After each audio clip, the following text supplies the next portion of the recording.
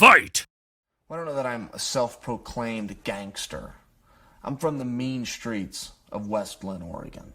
And I've seen things and been through things that somebody like you in your little pearly loft couldn't even relate to.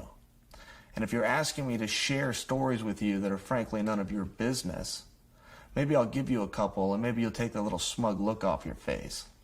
But I can date back to when I was 11 years old. I'm minding my own business, and I'm in a park. This guy, stranger to me, takes a piece of gum out of his pocket, he puts his mouth, and he just throws the wrapper on the ground. He publicly litters. He just publicly litters. And I saw that. I had to see these things at a young age. Sure, somebody came along, somebody picked it up, somebody threw it in the trash can. But for the few moments where that sat on the ground and the law was violated right here in my neighborhood, what about the time I'm on the sidewalk and I watch a guy cross the street and he's not even within the lines?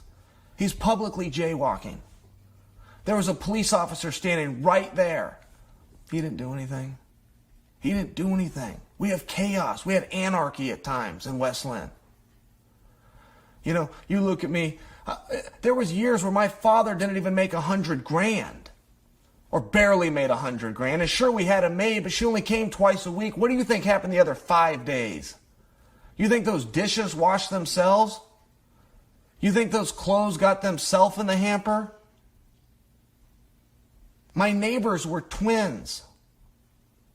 They got a Mercedes for their birthday, but just one. They had to share that car.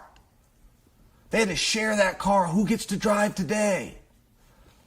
I had to see these things. You asked me about being a gangster. You think I'm scared to go to Brazil? You haven't seen the things I've seen. You haven't been down that way. You haven't been to the mean streets of West Linn, Oregon.